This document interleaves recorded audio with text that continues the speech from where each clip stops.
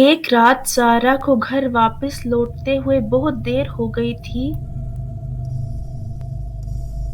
واپسی پر اس کا گزرنا بہت ہی سنسان اور ویران جگہ سے ہوا۔ سارہ اس بات سے بالکل بے خبر تھی کہ آگے اس کے ساتھ کیا ہونے والا ہے۔ سارہ بے خبر اپنے گھر کی طرف چلتی ہوئی جا رہی تھی۔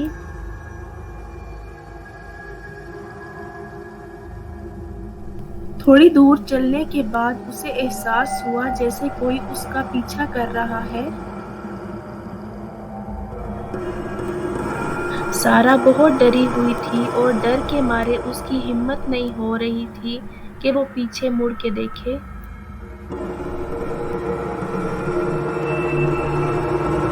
اسی طرح ڈرتے ڈرتے سارہ اپنے گھر کو پہنچی اور جاتے ساتھ ہی سارہ اپنے بستر پر سو گئی۔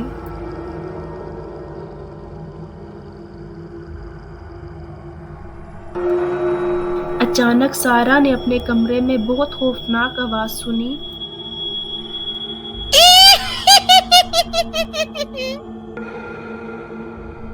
اور جب سارہ کی آنکھ کھلی تو اس نے اپنے سامنے بہت ہی خوفناک شکل کی چڑیل کو کھڑے ہوئے دیکھا۔ اور دیکھتے ہی دیکھتے اس چڑیل نے سارہ کو آگ میں جلا دیا۔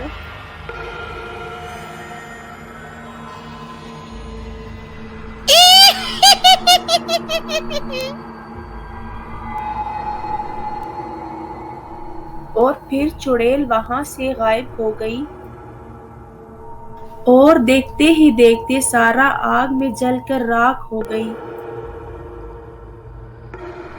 سارہ کے ساتھ ہوئے حادثے کی خبر سن کر سارا محلہ پریشان تھا کہ آخر راتوں رات سارہ جل کر کیسے مر گئی۔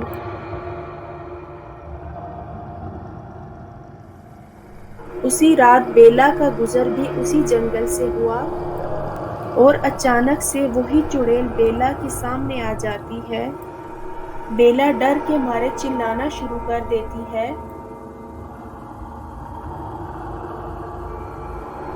اور پھر وہ چڑیل بیلا کو بھی سارہ کی طرح آگ میں جلا کر مار دیتی ہے۔ بیلا کو جلتا دیکھ محلے کے سبھی لوگ اس کے پاس بھاگتے چلے آتے ہیں پر اسے بچا نہیں پاتے۔ بیلا کی موت سے محلے میں خوف و ہراس پھیل گیا تھا۔ سارہ اور بیلا کی اس طرح موت نے پورے محلے کو دہشت زدہ کر دیا تھا۔ اپنی سہیلیوں کی موت پر طوبیٰ بہت پریشان تھی۔ اگلے ہی دن سب محلے والے یہ بات سوچ رہے تھے کہ آخر یہ موتیں کس نے کی اور کیوں کی۔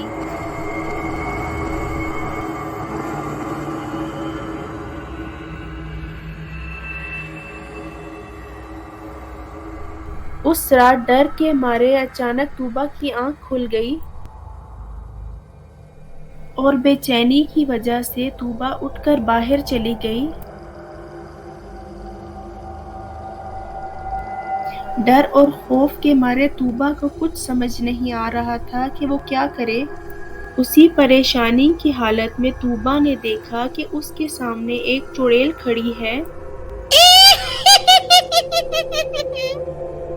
طوبیٰ نے بھاگنے کی کوشش کی لیکن چڑیل نے اس کو دبوچ لیا اور آگ میں جلا دیا۔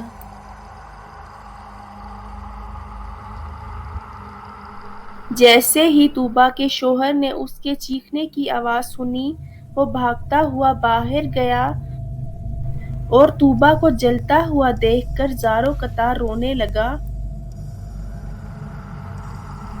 ان سب موتوں کے بعد محلے والوں کو یقین ہو گیا تھا کہ یہ کام کسی انسان کا نہیں ہے، اس کے پیچھے ضرور کسی بھوت کا ہاتھ ہے۔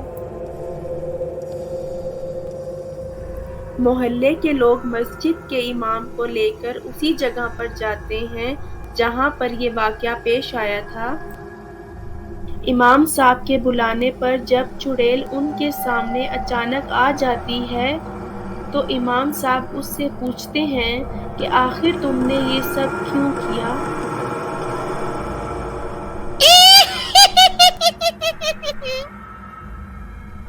امام صاحب کے پوچھنے پر چڑیل انہیں اپنے اوپر ہوئے ظلم کی داستان سناتی ہے۔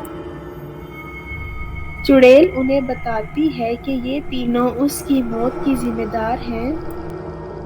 ایک دن جب میں اپنے کمرے میں بیٹھی تیار ہو رہی تھی تو اچانک مجھے کچھ جلنے کی بو آئی اور میں بھاگتی ہوئی کچن کی طرف گئی تو میں نے دیکھا کہ وہاں پر آگ لگی ہوئی ہے اور دیکھتے ہی دیکھتے آگ نے پورے گھر کو اپنی لپیٹ میں لے لیا۔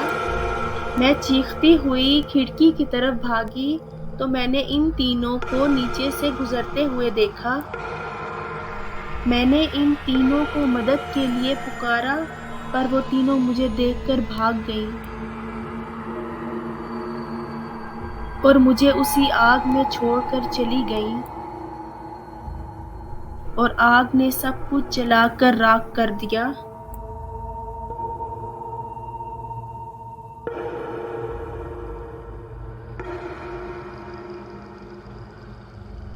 امام صاحب کو خود پر ہوئے ظلم کی داستان سنا کر چڑیل وہاں سے ہمیشہ کے لیے غائب ہو جاتی ہے۔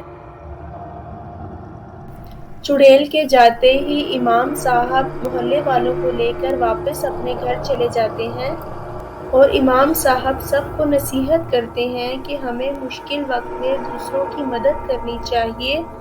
اگر اس دن سارا، طوبا اور بیلا اس چڑیل کی مدد کرتی تو آج وہ یوں جل کر راکھ نہ ہوئی ہوتی۔ اگر آپ کو ہماری ویڈیو پسند آئی ہے تو ہمارے چینل کو لائک اور سبسکرائب ضرور کریں۔